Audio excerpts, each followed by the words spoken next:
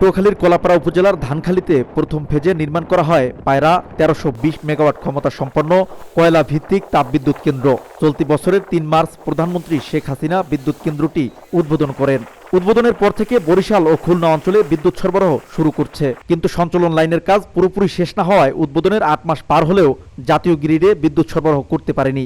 তবে কর্তৃপক্ষ বলছে পদ্মার উপর দিয়ে আধুনিক প্রযুক্তি ব্যবহার করে লাইন টানাতে একটু বেশি সময় লেগেছে। তবে চলতি বছরের ডিসেম্বরের মধ্যেই কাজ শেষ হবে। এরপর গোপালগঞ্জ থেকে ঢাকার আমিনবাজার সাব স্টেশন হয়ে জাতীয় গ্রিডে বিদ্যুৎ সরবরাহ করা সম্ভব হবে। পদ্মা রিভার ক্রসিং এর যে টাওয়ারগুলো ছিল, ওই টাওয়ারগুলো সিভিল কনস্ট্রাকশনের কাজটা হয়ে গেছে। ডিসেম্বরের মাঝামাঝি সময়ে কমিশনিং হবে লাইনটা, হলে আমরা আমাদের বিদ্যুতের যে পাওয়ারটা সেটা আমরা আমিনবাজার পর্যন্ত ইভ্যাকুয়েট করতে পারবো। এদিকে কেন্দ্রটির পাশেই দ্বিতীয় ফেজে নির্মাণ করা হচ্ছে ১৩২০ মেগাওয়াটের আরেকটি বিদ্যুৎ কেন্দ্র। ২০২৫ সালের মধ্যেই শেষ হবে এটির কাজ। দ্বিতীয় ফেজের এখন তো চলমান আছে ২৫% আমাদের ভৌত প্রোগ্রেস আর কি, অবকাঠামোগত প্রোগ্রেস।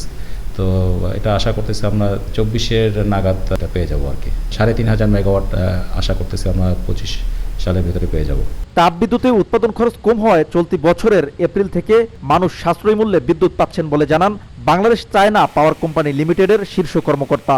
১১০০ মেগাওয়াট বিদ্যুৎ গোপালগঞ্জ, খুলনা, বরিশাল, ফরিদপুর এলাকায় দিচ্ছি। এতে ভোল্টেজ ইমপ্রুভমেন্ট হয়েছে। বাংলাদেশ ও চীনের যৌথ উদ্যোগে বাংলাদেশ চায়না পাওয়ার কোম্পানি লিমিটেড পায়রা তাপবিদ্যুৎ কেন্দ্র নির্মাণে কাজ করছে।